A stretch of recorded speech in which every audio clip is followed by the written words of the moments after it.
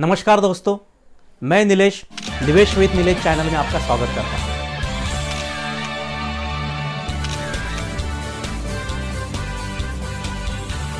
दोस्तों, we understand the importance of money, but do we understand the value of money? What are the investment options available before us and how should we make investment? How proper goal planning can help you to achieve your financial goal? How to protect your investment against inflation? Why SIP is one of the best and smart alternative option while investing? जी हाँ दोस्तों, आज इन्हीं की topic के बारे में मैं आपके साथ डिस्कस करने जा रहा हूँ। दोस्तों, WHO ने एक सर्वे किया था। उस सर्वे में देखा गया था कि एक एवरेज ह्यूमन लाइफ की जो आयु मर्यादा होती है वो 28,000 डेज की होती है। मतलब एक 28,000 डेज तक एक एवरेज ह्यूमन सर्वाइव करता है। इस 28,000 डेज को हम लोग अगर 365 डेज से अगर डिवाइड करते हैं तो हमें एक फिगर मिलती है 76.71 ईयर्स।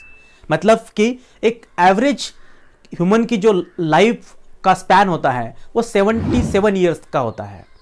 इस 77 ईयर्स को हम लोग अगर रफली 80 ईयर तक कंसीडर करते हैं तो हम इस 80 ईयर्स को 4 पार्ट में ब्रेक करेंगे दोस्तों।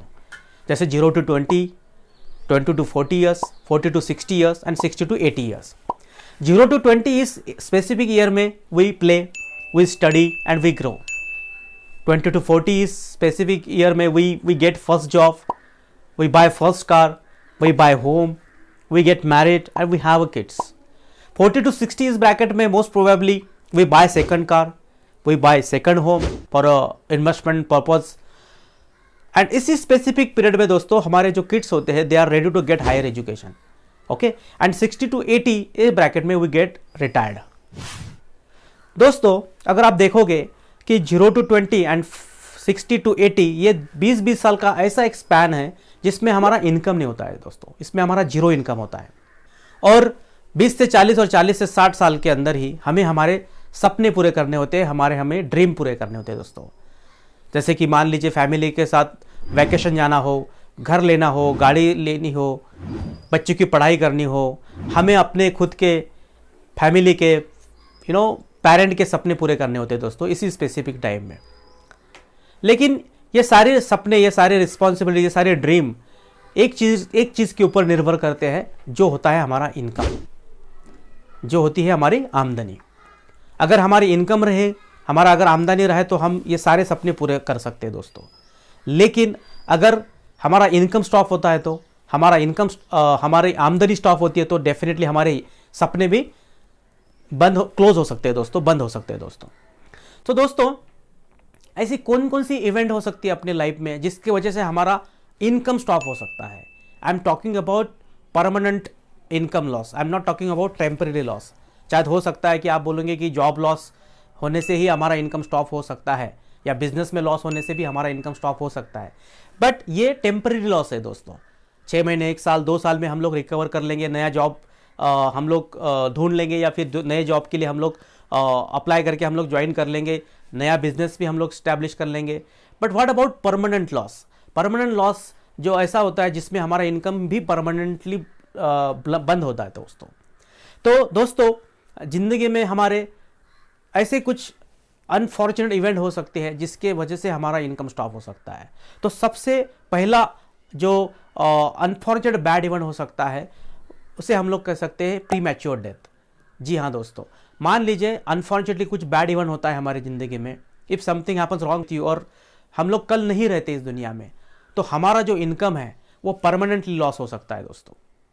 दूसरा चीज़ हो सकता है दोस्तों कि मान लीजिए कुछ बीमारी, कुछ क्रिटिकल इलनेस हो जाता है, या फिर ड्यू टू सम एक्सीडेंट कुछ डिसेबिलिटी होती है, बॉडी का कुछ पार्ट चला जाता है ना, हाथ पैर या कुछ व्हाटएवर। सो होगा क्या कि उस केस में भी हमारा इनकम स्टॉप हो सकता है दोस्तों। ओके, अभी चौथा एक फियर होता है हमारे लाइफ में, जैसे कह सकते हैं कि यूनिवर्सल फियर कहा जाता है कि जब हम लोग 60 क्रॉस करेंगे, जब हम लोग रिटायरमेंट फेज में जाएंगे तो वहां पे हमें कितना पैसा लगेगा। बिकॉज रिटायरमेंट के बाद अपना इनकम भी बंद हो रहा है दोस्तों। तो इनकम, हमारे खर्चे तो बंद नहीं हो रहे दोस्तों, इनकम भले ही बंद हो लेकिन खर्चे बंद नहीं हो गए। तो हो सकता है कि आपको ये जानना पड़ेगा कि how much money you will required at the age of 60। कितना पैसा लगेगा, कितना कॉर्पस लगेगा आपको आप जब 60 क्रॉस करोगे, बिकॉज खर्चे नहीं बंद हो गए आपके। हो सकता है करोड़, 1 करोड़, 2 करोड़, 5 करोड़, 10 करोड़, कितना आपकी रिक्वायरमेंट है दोस्तों। ये भी हमारा एक फेयर होता है, बिकॉज लिविंग टू लॉन्ग ये भी हमारे एक रिस्क हो सकता है दोस्तों, है ना। पांचवा फियर होता है दोस्तों हमारे जिंदगी का, कि हमारे जो बच्चे होते हैं, हमारे जो किड्स होते हैं, क्या आपने उनके करियर के लिए, क्या आपने उनके फ्यूचर के लिए एक राइट फाउंडेशन ऑफ एजुकेशन के लिए क्या आपने प्रोविजन करके रखा है, क्या आपने उनके लिए कोई प्लानिंग करके रखी है। तो ये भी हमारा एक फियर होता है दोस्तों। तो मोटा मोटी अगर कहें तो हमारे 5 लाइफ के फियर होते हैं। अगर अनफॉर्चुनेट कुछ बैड, मतलब प्री मैच्योर डेथ, अगर डेथ होती है, डिसेबिलिटी होती है, बॉडी का कुछ पार्ट चला जाता है, अगर कुछ बीमारी होती है, डिसीज होता है, या फिर हमें लिविंग टू लॉन्ग, अगर हम लोग एक्सपेक्टेशन, हम लोग, जरूरी नहीं है दोस्तों कि हम लोग 70-80 ईयर्स तक ही, हो सकता है 85-90 सेंचुरी भी क्रॉस करें, it might be possible, right. So उस केस में हमें इनकम की जरूरत होती है दोस्तों, हमें एक सर्टन इनकम की जरूरत होती है दोस्तों, और हमारे बच्चों की पढ़ाई भी हमें उनका भी हमें प्रोविजन करना होता है दोस्तों। सो देखते हैं दोस्तों, सबसे पहला जो मैंने कहा कि what about pre mature death, अगर अनफॉर्चुनेट कुछ बैड इवन होता है तो उस केस में हमें, आपको पता होगा कि आपके इनकम को प्रोटेक्ट करना आपकी फर्स्ट प्रायोरिटी होती है। फाइनेंशियल प्लानिंग हम लोग जब करते हैं हमारे लाइफ का, हम लोग जब हमारे गोल डिसाइड करते हैं, हमारे जब फ्यूचर के प्लान डिसाइड करते हैं, तो सबसे पहला की पॉइंट जो होता है वो होता है आपके इनकम को प्रोटेक्ट करना। जी हाँ दोस्तों, आपके इनकम को प्रोटेक्ट करना मतलब, मान लीजिए एग्जांपल मैं आपको दूंगा कि अगर मान लीजिए आपका 10 लाख का इनकम है साल का, एग्जांपल मैं बता रहा हूं, तो मिनिमम आपका उसका 20 टाइम आपका साल का इनकम, जब अगर 10 लाख है तो उसका 20 गुना आपका इंश्योरेंस होना जरूरी है दोस्तों। मतलब कि 10 गुना मतलब 10 लाख का 2 करोड़ होता है दोस्तों। 2 करोड़ का आपका लाइफ इंश्योरेंस होना जरूरी होता है। ये थंब रूल है दोस्तों, इसमें कोई स्पेसिफिक कोई ये नहीं है, बट एक this is a thumb rule कि आपका मैक्सिमम 20 टाइम आपका लाइफ इंश्योरेंस होना ही होना जरूरी है। तो ये इसके पीछे एक लॉजिक ये है कि मान लीजिए मेरा 2 करोड़ का इंश्योरेंस है, 10 लाख का मेरा इनकम है, साल का इनकम है। अगर ये 10 लाख के ऊपर मेरी पूरी फैमिली डिपेंड है दोस्तों, मतलब मेरे फैमिली के जो खर्चे हैं, मेरी जो लाइफस्टाइल है, मेरी जो लिविंग ऑफ स्टैंडर्ड है, वो सारी उसके ऊपर डिपेंड है। मेरे घर के खर्चे, मेरे घर के घर का EMI, कार का EMI, बच्चों की पढ़ाई, उनकी फीस वगैरह वगैरह वगैरह, जो मेरे हाउस होल्ड एक्सपेंसेस है। तो एक स्टैंडर्ड ऑफ लिविंग मेरा मेंटेन होने के लिए मुझे 10 लाख की रिक्वायरमेंट है साल की। तो अगर मान लीजिए मेरा 2 करोड़ का इंश्योरेंस है, मेरा 2 करोड़ का लाइफ कवर है, और कल जाके मुझे कुछ हो जाता है, तो मेरी जो फैमिली है, मेरी जो नॉमिनी है, उस 2 करोड़ को बैंक में FD करेगी दोस्तों। ओके, वो 2 करोड़ में मतलब they will find out the guaranteed solution, कि भाई उसमें वहां पे उनको एक रिटर्न गारंटेड मिले। 2 करोड़ का अगर वो बैंक में FD करते हैं, और आज की डेट में 6% का बैच FD अगर दे रहा है, अगर मैं nationalise state bank of India की बात करूं, तो 6% से 2 करोड़ का 12 लाख रुपए होता है दोस्तों। और 12 लाख के ऊपर उनका TDS कटेगा दोस्तों, मतलब 2 से 2.5 लाख 3 लाख उसका TDS कटेगा दोस्तों। तो उनके पास 10 लाख 10.5 लाख, जो 10 लाख का कॉर्पस रहेगा, मतलब मैं रहूं या न रहूं, उनके पास वो एक किटी आती जाएगी दोस्तों, उनके पास वो एक इनकम आता रहेगा दोस्तों, ताकि उनकी जो बेसिक ऑफ लाइफ स्टाइल है, ताकि जो उनके जो लिविंग ऑफ स्टैंडर्ड के जो खर्चे वो एज इट इज चलते रहे। तो this is point number 1, you have to buy term plan. ये बहुत ही चीप होता है दोस्तों, 500, 1000, 2000 महीने के प्रीमियम में आप इसको बाय कर सकते हो।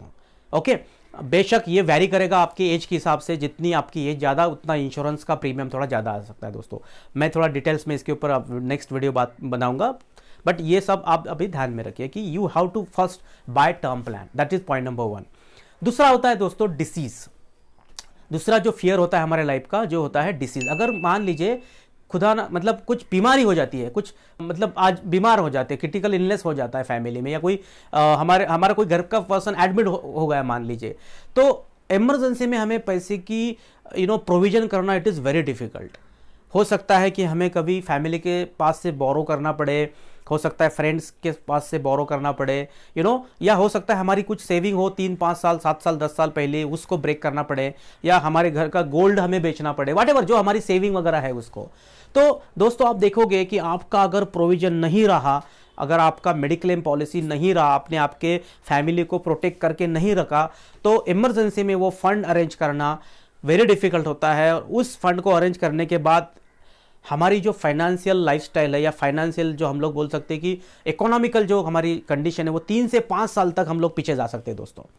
बिकॉज उस फंड को आज के डेट में आपको पता है कम से कम 3 लाख 5 लाख 10 लाख तक का बिल आता है दोस्तों हॉस्पिटल का।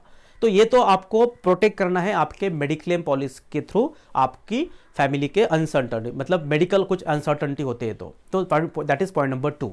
ओके, तीसरी चीज जैसे मैंने कहा डेफिनेटली डिसेबिलिटी होती है, अगर बॉडी का पार्ट चला जाता है तो उसमें आपको मेडिक्लेम पॉलिसी में ही आप उसमें कवर कर सकते हैं। अगर डिसेबिलिटी भी उसमें आपको ऑप्शन होता है, वो राइडर करके कहा जाता है उसको, या फिर आप जब टर्म प्लान लेंगे उसमें भी आपको एडिशनल डिसेबिलिटी के लिए आपको ऑप्शन मिल जाता है दोस्तों। 50 लाख 1 करोड़ तक का आप डिसेबिलिटी कवर कर सकते हो दोस्तों।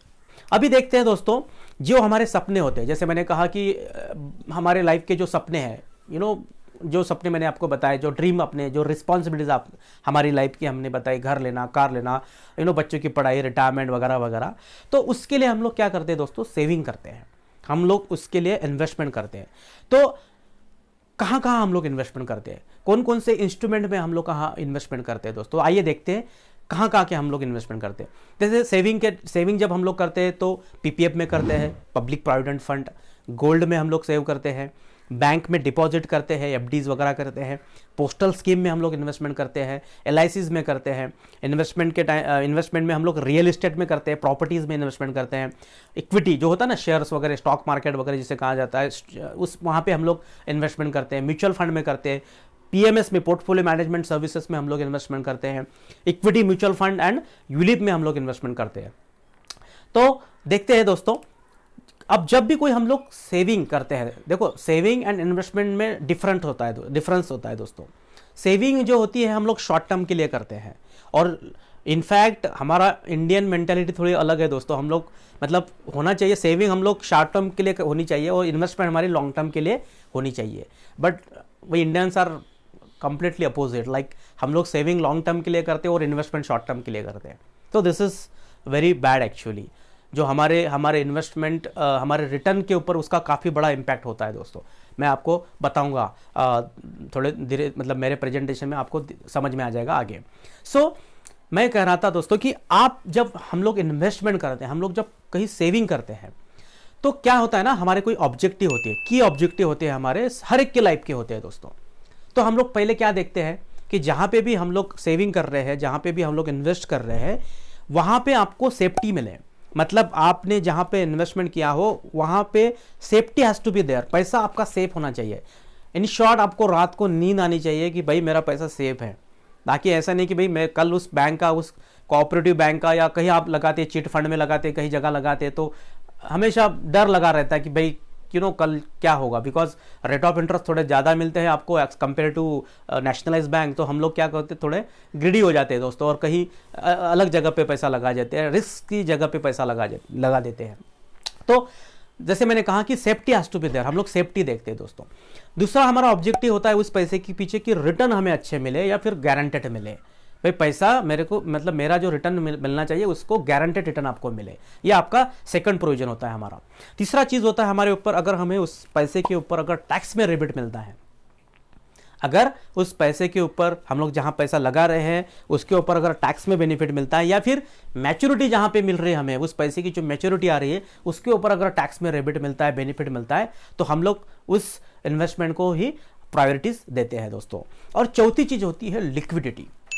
लिक्विडिटी का मतलब होता है विड्रॉल। जब भी आपको पैसे की ज़रूरत पड़े, कुछ इमरजेंसी में आपको पैसे की अगर ज़रूरत पड़ती है, तो उस पैसे को आपको निकालना आना चाहिए, उस पैसे को आप निकाल सके, या हम लोग ये देखते हैं कि पैसे को हम लोग विड्रॉ कर सके। तो ये 4 ऑप्शन हमारे लाइफ में होते हैं कि safety, safety, returns, guaranteed returns, tax में बेनिफिट और लिक्विडिटी। तो दोस्तों जब हमारी सेफ्टी की बात आती है, जब हम लोग सिक्योरिटी की बात करते हैं, तो क्या फिर हमारा जो पैसा है हम हमारे घर के लॉकर में रखते हैं? बिकॉज घर का जो लॉकर होता है, मैं कहूँगा कि it is one of the safest place in the world. सबसे सेफेस्ट पैसा अगर कहाँ हो सकता है तो हमारे घर के लॉकर में हो सकता है, या फिर बैंक के लॉकर में हो सकता है, राइट ना। तो क्या हम पूरा पैसा अपने घर के लॉकर में रखते हैं? तो नहीं दोस्तों, हम लोग डेफिनेटली हमारे घर के लॉकर में उस पैसे को नहीं रखते। वाई? बिकॉज चोरी हो सकती है, राइट ना, चोरी हो सकती है। तो दोस्तों मुझे बताइए चोरी कौन कर सकता है? तो मैं कहूंगा उस चोर को मैंने ढूंढ लिया दोस्तों। उस चोर का नाम है इन्फ्लेशन, महंगाई। जी हां दोस्तों, देखिए मान लीजिए, मैं एग्जांपल आपको दूंगा कि मान लीजिए आपके पास 100 रुपए हैं। 100 रुपए आपने बैंक के, अपने घर के लॉकर में रख दिए और वो आपने 5 साल 7 साल 10 साल तक उस पैसे को वैसे ही रख दिया। तो होगा क्या, उस पैसे की जो वैल्यू है, परचेसिंग वैल्यू उसे कह सकते हैं हम लोग, इकोनॉमिकल, जो हम लोग इकोनॉमिकल वैल्यू, मतलब जो चीज़ें हम लोग खरीदने वाले हैं फ्यूचर में, उस चीज़ों की जो मतलब परचेसिंग, पैसे की जो परचेसिंग वैल्यू है उस चीज़ खरीदने की, वो डिक्रीज होती जाएंगे दोस्तों। मैंने 10 साल का एवरेज इन्फ्लेशन निकाला है हमारे इंडिया का। हमारे इंडिया में 8% से लेकर 8.5% का पिछले 10 साल का एवरेज इन्फ्लेशन है। इन्फ्लेशन मतलब महंगाई, हर साल जो महंगाई बढ़ रही है, हम लोग चीज़ें जो यूज़ करते हैं डे टू डे लाइफ में, जो सर्विसेज यूज़ करते हैं, उसकी जो महंगाई बढ़ती है हर सालाना, उसको हम लोग इन्फ्लेशन करते हैं। तो उसका जो परसेंटेज है वो 8 से 8.5% का है। और हम लोग बैंक में अगर एफडी करते हैं, जो ट्रेडिशनल इन्वेस्टमेंट होती है ना, एफडी वगैरह हम लोग करते हैं, तो आज के डेट में एफडी का रेट ऑफ इंटरेस्ट 5.75% से लेकर 6% के बीच में, 6.5% के बीच में, अगर नेशनलाइज बैंक का 19-20 हो सकता है दोस्तों। तो इसका मतलब है कि मैं अगर मेरी 8-8.5% से इन्फ्लेशन बढ़ रहा है और मेरी जो इन्वेस्टमेंट है, मेरी जो सेविंग की है मैंने वहां पे, उसमें 6 से 7-8% का अगर मुझे ब्याज मिल रहा है, तो मैं 2% से माइनस में चल रहा हूं दोस्तों। एग्जाम्पल के मैं आपको दौर पे बताऊंगा।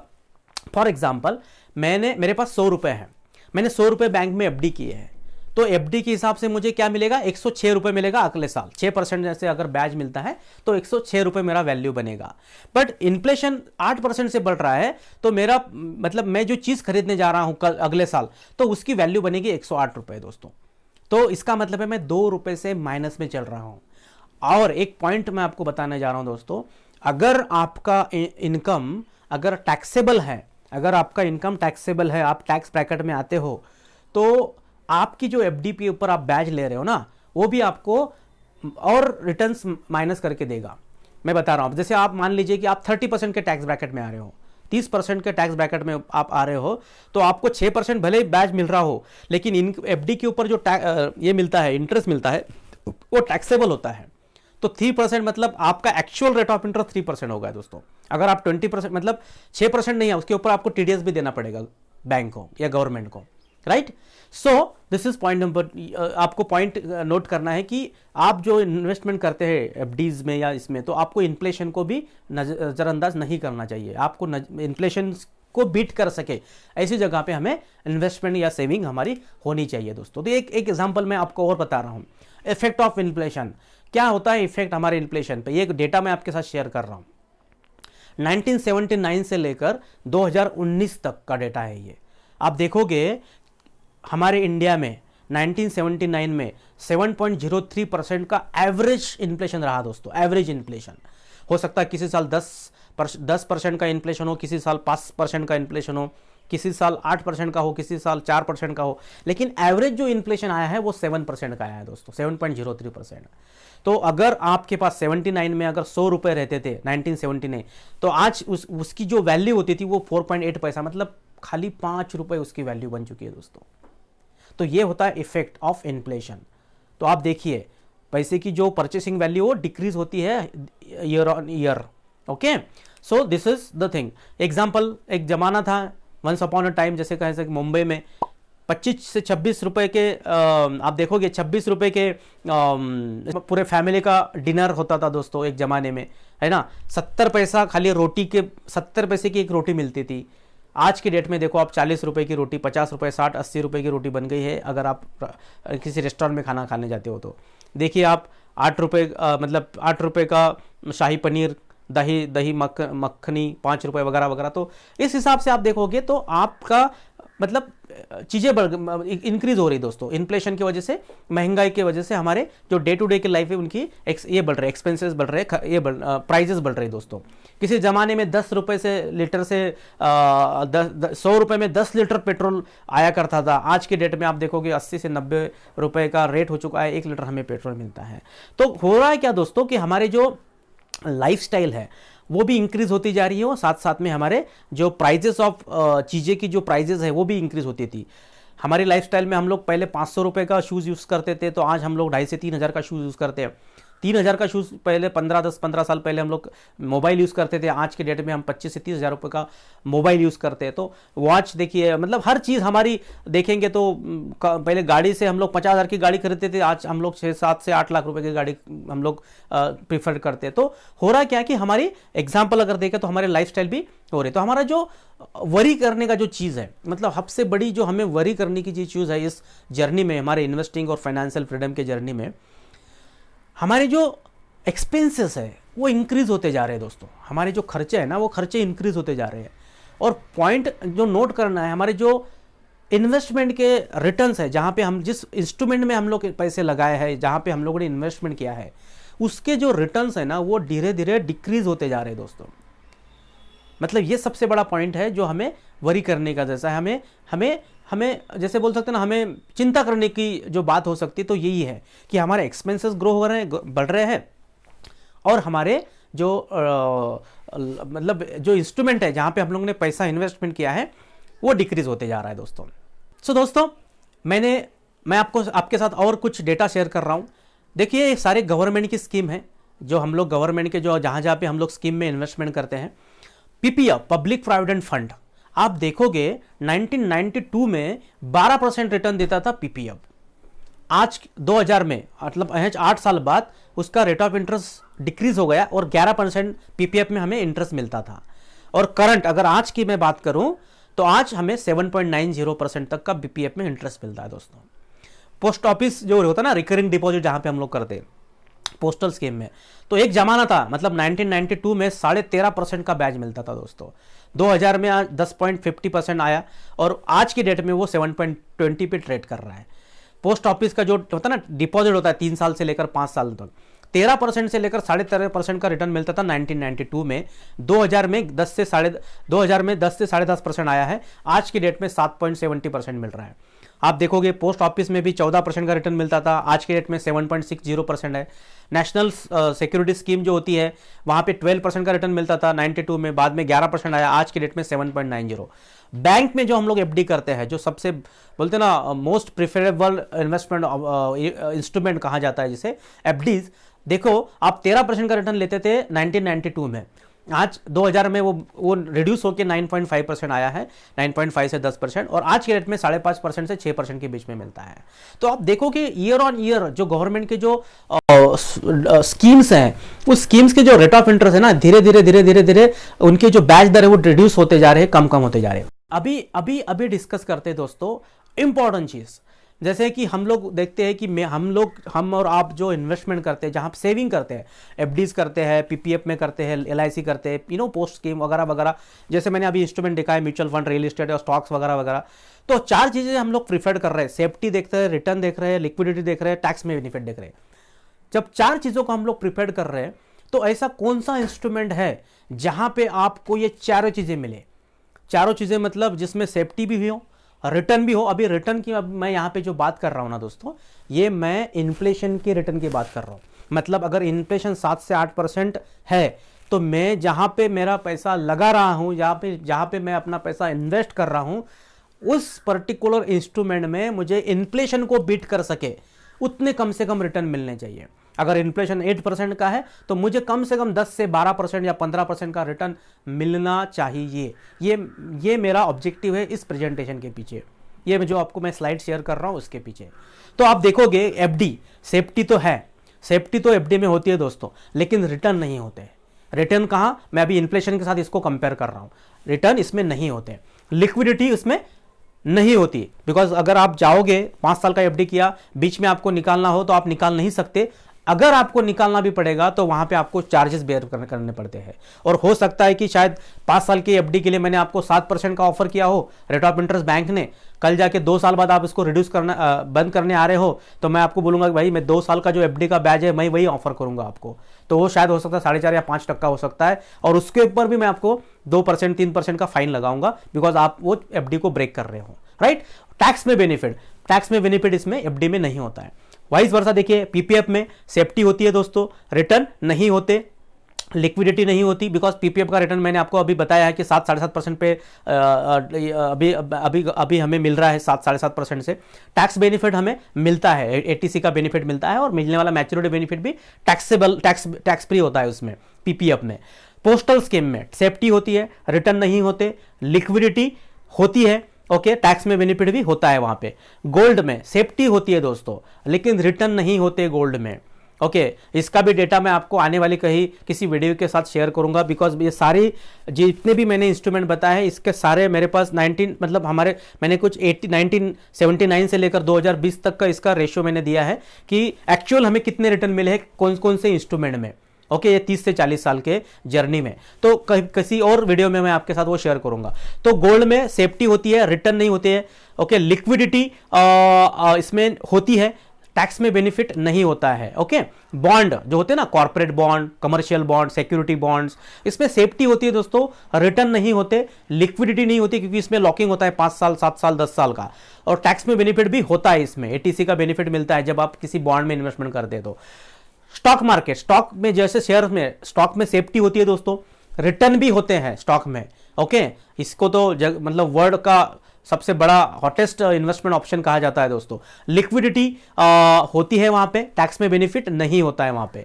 अभी आपको पता होगा एलटीसीजी एप्लीकेबल है, लॉन्ग टर्म कैपिटल गेन, जो स्टॉक मार्केट में हमें इन्वेस्ट करने के बाद जो गेन होता है उसका कुछ स्पेसिफिक क्राइटेरिया है, मैं किसी नेक्स्ट वीडियो में बताऊंगा आपको। लेकिन यस, वहां पे टैक्स में बेनिफिट नहीं मिलता आपको। रियल एस्टेट सेफ्टी होती है दोस्तों, रिटर्न भी होती है रियल एस्टेट में, लेकिन लिक्विडिटी नहीं होती। मतलब कहीं कि कल जाके मुझे इमरजेंसी में मेरा मतलब फ्लैट बेचना हो, मेरा घर बेचना हो, तो मुझे इमीडिएट लिक्विडिटी नहीं कर सकता मैं इसको, कि मुझे टाइम पे ग्राहक मिले ना मिले, टाइम पे जो मैं एक्सपेक्ट कर रहा हूँ रेट वो मिले ना मिले, या छोटा सा पार्ट में नहीं बेच सकता, नहीं क्या, घर का छोटा ही मुझे थोड़ी पैसे की जरूरत है तो मैं उसको बेच नहीं सकता, मुझे पूरा घर आपको बेचना पड़ेगा, राइट ना। तो ये हो गई आपकी मतलब लिक्विडिटी नहीं रहेगी, और वहां पे टैक्स में बेनिफिट नहीं होता। जो भी गेन बनता है आपका, जो भी प्रॉफिट होता है रियल एस्टेट में या प्रॉपर्टी में, उसको आपको लॉन्ग टर्म कैपिटल गेन देना पड़ता है दोस्तों, ओके। म्यूचुअल फंड एसआईपी जिसे हम लोग कह सकते हैं, म्यूचुअल फंड में जो इन्वेस्टमेंट करते हैं हम लोग थ्रू एसआईपी और वेरियस ऑप्शन के थ्रू, तो देखिए सेफ्टी वहां पे होता है, रिटर्न होता है, म्यूचुअल फंड में रिटर्न होते हैं दोस्तों, मैं आपको बताऊंगा आने वाले मेरे इसी वीडियो में। लिक्विडिटी होती है, आप कल आपको कभी भी उसमें पैसा निकाल सकते हो दोस्तों। टैक्स में बेनिफिट देखिए उसमें होता भी है और नहीं भी होता है। एक्चुअली ये क्या चीज है, टैक्स में बेनिफिट मतलब कुछ स्कीम है, जैसे इक्विटी लिंक सेविंग स्कीम कहा जाता है म्यूचुअल फंड में स्पेसिफिकली, वहां पे आपको एंट्री मतलब जब आप इन्वेस्टमेंट करते हो तो एटीसी के अंतर्गत बाद में टैक्स में बेनिफिट मिलता है, बट जो मैच्योरिटी होती है वो टैक्सेबल होती है, वहां पे आपको टैक्स देना पड़ता है, ओके। यूलिप की बात करते हैं, यूलिप मतलब यूनिट लिंक इंश्योरेंस पॉलिसीज, ये म्यूचुअल फंड और इन्वेस्टमेंट जो होती है यूलिप वो सेम ही होती है, जहां पे म्यूचुअल फंड के जो फंड्स होते हैं वो अवेलेबल यूलिप में भी होते हैं। तो सेफ्टी होती है दोस्तों, रिटर्न इसमें होते हैं, लिक्विडिटी होती है इसमें, लिक्विडिटी, लेकिन इसको पॉइंट कीजिए, इसको कम से कम 5 साल बाद ही लिक्विडिटी होती है इसमें, ओके। एज पर दी आईआरडी रूल 5 साल तक आप इसको निकाल नहीं सकते, 5 साल बाद आप निकाल सकते, मैं बताऊंगा आपको आगे धीरे मतलब आगे मेरे वीडियोस में। सो टैक्स में बेनिफिट भी इसमें होता है। तो आप देखोगे कि म्यूचुअल फंड एंड यूलिप ऐसे इंस्ट्रूमेंट है कि जहां पे हमें safety, return, liquidity and tax benefit, ये चारों चीजें आपको इसमें मिल सकती है दोस्तों।